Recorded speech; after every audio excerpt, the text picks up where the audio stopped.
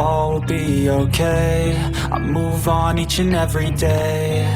The past is where it stays, way back a year ago. I've changed for the better this time. I thought I would never be fine. I strive just to say I'm alright. And for the first time in a long time, I'm alright.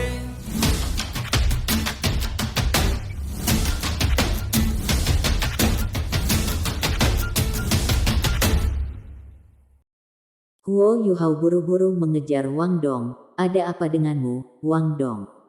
Bahkan dia tidak merasakan ada yang salah dengan dirinya, dan perubahan mendadak ini membuatnya benar-benar bingung. Seperti yang lain, dia tidak berpikir bahwa Wang Dong akan memiliki masalah.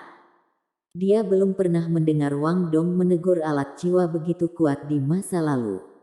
Selain itu, Guru Wang Yan baru saja memberikan penjelasan panjang yang diisi dengan informasi yang benar. Wang Dong berhenti, menundukkan kepalanya sedikit. Yuhao, aku baik-baik saja. Saya tidak tahu apa yang terjadi, tetapi hati saya tidak menginginkan ini, juga tidak mau menggunakan alat jiwa. Kalian bisa pergi dulu, aku akan menunggu di hotel. Petik 2. Huo Yuhao ingin berbicara lebih jauh, tetapi Wang Dong mengangkat tangannya untuk menghentikannya. Tidak perlu membujuk saya lebih jauh. Saya baik-baik saja. Aku hanya tidak benar-benar ingin menggunakan alat jiwa untuk meningkatkan kekuatanku sendiri. Saya mungkin baik-baik saja dengan itu nanti, tetapi saya belum bisa menerimanya dulu.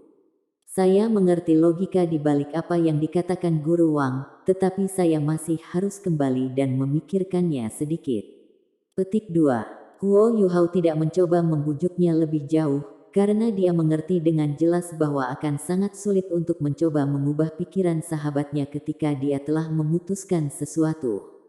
Setelah melihat Wang Dong pergi, Huo Yuhao kembali ke grup. Dia baik-baik saja.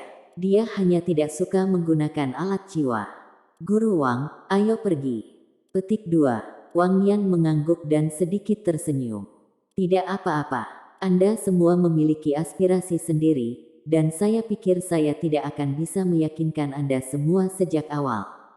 Saya sangat puas bahwa Anda berenam bersedia mencobanya. Ayo pergi, pelelangan akan segera dimulai. Petik 2. Huo Yuhao awalnya berpikir bahwa ini akan menjadi lelang yang sangat kecil. Bagaimanapun, bangunan itu tidak terlihat terlalu besar dari luar. Namun, ia memasuki dunia yang sama sekali berbeda setelah benar-benar memasukinya. Lelang itu sebagian besar terletak di bawah tanah, dan bangunan itu hanya merupakan pintu masuknya. Setelah berjalan ke rumah lelang, mereka bertemu dengan tangga selebar 5 meter yang diletakkan dengan karpet merah saat menuju ke bawah. Namun, mereka tidak melihat ada pekerja untuk membimbing mereka di dalam. Mereka terus menuju ke bawah. Setelah sekitar 20 meter, mereka akhirnya mencapai area pendaftaran.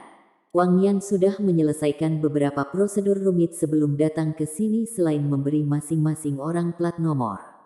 Karena ini, gadis berpakaian congsam merah membawa mereka masuk. Setelah melewati pintu kayu sederhana, pemandangan tiba-tiba berubah. Sepetak emas memenuhi visi mereka. Dekorasi koridor yang luas dan mempesona yang bahkan melampaui Imperial Grand Star Hotel Huo Yuhao dan yang lainnya tetap mewah. Koridor lebarnya lebih dari 10 meter, dan tanahnya dilapisi batu giok putih yang berharga. Ada sepasang pilar bermotif indah yang diukir dari bahan yang sama setiap 10 meter, dan dinding-dindingnya sepertinya terbuat dari daun emas. Ukiran di dinding rumit dan indah. Huo Yuhao menggunakan penglihatannya, yang jauh lebih kuat daripada orang biasa, untuk melihat dinding secara detail, dan kagum dengan betapa teliti itu. Harus diketahui bahwa ini hanya dinding yang digunakan untuk dekorasi. Lampu kristal mewah tergantung di bagian atas langit-langit, tetapi mereka tidak menimbulkan perasaan menyesakkan, karena koridornya setinggi 5 meter. Lampu itu memancarkan cahaya kuning lembut, dan kontrasnya dengan dinding emas membuatnya tampak seolah-olah mereka berada di dunia emas. Ini cukup untuk membuat siapapun terpesona. Wang Yan berbisik, jangan meremehkan tempat ini hanya karena di luar biasa-biasa saja. Pada kenyataannya, ini adalah rumah lelang terbesar Star Luo City. Tidak mudah mendapatkan izin untuk menghadiri pelelangan ini. Anda tidak hanya perlu membuktikan aset Anda bahkan harus melalui evaluasi.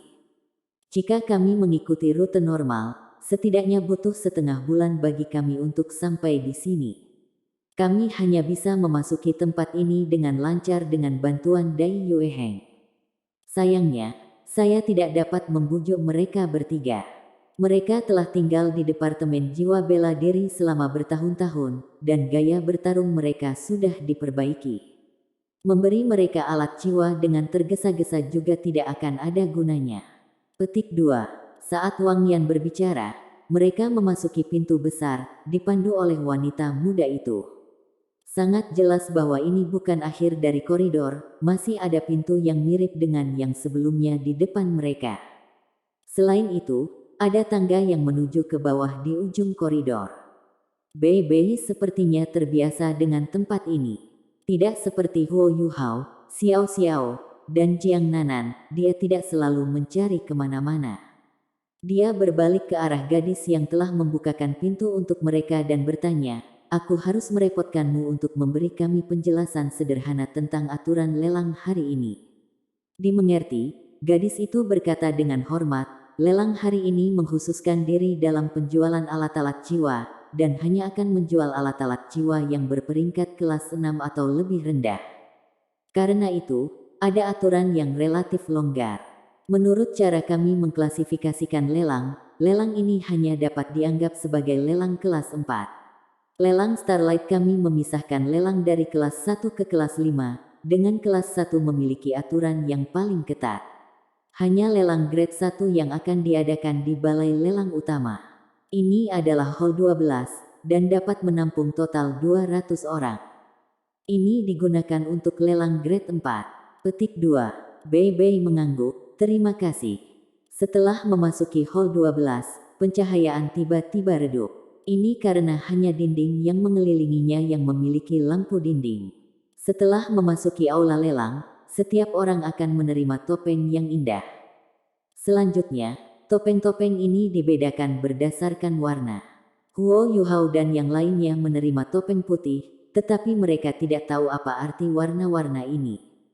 Selain putih, ada juga topeng jenis kuning, ungu, hitam, merah, emas, dan lainnya. Dekorasi di aula lelang memberikan perasaan yang sederhana, halus, tetapi mewah tanpa kehilangan rasa kehangatan. Hanya, seseorang akan merasa sangat nyaman setelah masuk ke sini. Ada total 200 kursi besar dan nyaman yang ditutupi oleh kain angsa biru tua, kursi-kursi ini melengkung. Mungkin itu karena pengaruh Dai Yue Heng, tetapi Huo Yuhao dan yang lainnya ditempatkan di baris pertama, yang juga merupakan baris terdekat dengan tahap lelang. Wang Yan mengingatkan semua orang, semuanya, pakai topengmu. Sangat mungkin bahwa berbagai masalah akan muncul jika Anda berpartisipasi dalam pelelangan ini. Karena itu, rumah lelang telah menyediakan masker untuk menutupi penampilan Anda. Ini semua dilakukan untuk mencegah timbulnya masalah. Warna-warna topeng ini juga digunakan untuk membedakan peringkat para tamu di sini, dan peringkat mereka identik dengan cincin jiwa. Topeng peringkat terendah adalah yang putih, dan naik dari sana. Di sisi lain, topeng emas, yang berada di peringkat di atas topeng merah, adalah untuk VIP paling terkenal di lelang. Biasanya, orang seperti itu tidak akan pernah muncul dalam pelelangan seperti ini. Petik 2. Baru saat itulah Huo Yuhao memahami perbedaan antara topeng. Ini adalah pertama kalinya dia menghadiri pelelangan, dan dia ingin tahu tentang segalanya. Kursi yang didudukinya sangat nyaman, dan ini adalah salah satu kesempatan langka yang bisa dia istirahat. Pada saat ini, aula lelang sudah diisi oleh 60 hingga 70% dari peserta. Seorang pelayan datang untuk menanyakan minuman apa yang mereka inginkan, dan Huo Yuhao meminta segelas air putih. Para tamu yang terhormat, selamat datang di lelang Starlight kami. Lelang kami akan segera dimulai, jadi saya ingin meminta Anda semua untuk duduk. Suara anggun dan menyenangkan dari seorang wanita terdengar dari segala arah, menyebabkan ruang lelang menjadi tenang. Lampu-lampu yang semula redup di aula berangsur-angsur berubah menjadi lebih gelap, tetapi lampu-lampu di panggung lelang menjadi lebih terang. Seorang gadis berpakaian congsam ungu naik ke panggung dari sisi aula lelang. Dia tampak berusia sekitar 30 tahun, dan memiliki penampilan yang bermartabat dan indah.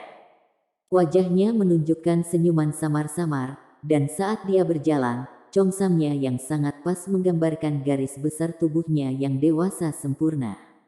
Mata Susanshi segera berbalik ke arahnya, dan tenggorokannya bergerak sedikit saat dia tanpa sadar menelan ludah. Bei Bei dan Susanshi duduk di kedua sisi Huo Yuhao.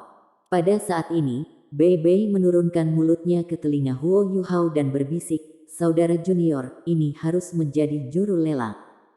Saat memilih pelelang untuk pelelangan biasa atau balai lelang berskala besar seperti ini, hal pertama yang dipertimbangkan adalah penampilan seseorang. Mereka tidak bisa hanya tampan, pelelang pria harus memiliki penampilan yang terlihat benar, sedangkan yang perempuan harus bermartabat dan cantik. Dengan cara ini, mereka akan menanamkan rasa percaya pada orang yang berpartisipasi dalam pelelangan. Jika saya tidak salah, para juru lelang di balai lelang ini juga dipisahkan oleh peringkat berdasarkan warna pakaian mereka, sama seperti bagaimana kita dibedakan oleh topeng kita.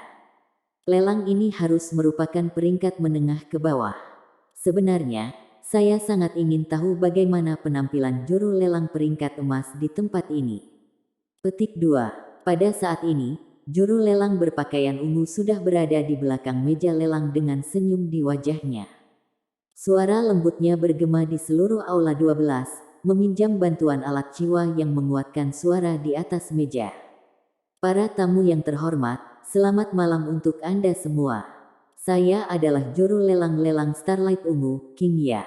Hari ini, saya akan menjadi tuan rumah lelang ini. Petik 2. Dengan itu, dia berjalan keluar dari meja lelang dan membungkuk dengan senyum di wajahnya. Ini segera membuatnya mendapat tepuk tangan meriah. Setelah kembali ke meja lelang, King Ya tersenyum. Lelang hari ini akan berspesialisasi dalam penjualan alat jiwa. Barang-barang kami semua akan menjadi alat jiwa yang berada di peringkat kelas 6 dan di bawah. Mereka cocok untuk master dan insinyur jiwa di bawah pangkat Raja Roh. Selain itu, kami telah menyiapkan barang besar dan rahasia untuk menjadikan perjalanan Anda bermanfaat.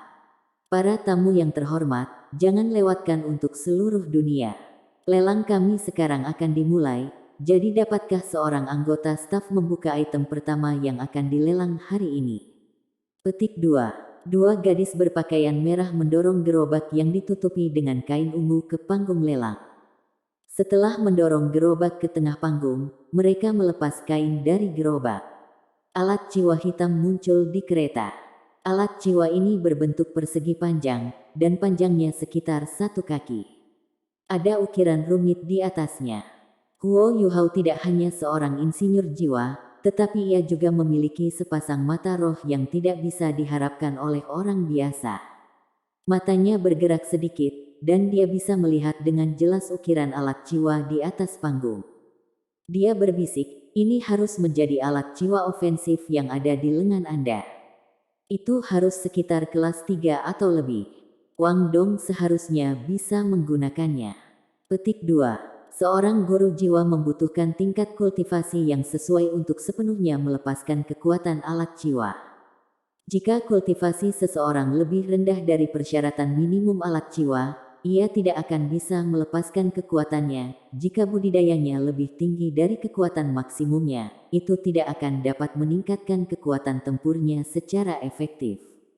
King Ya sedikit tersenyum. Barang pertama yang dilelang adalah alat jiwa tipe serangan kelas 3, Soul Light Ray yang relatif jarang.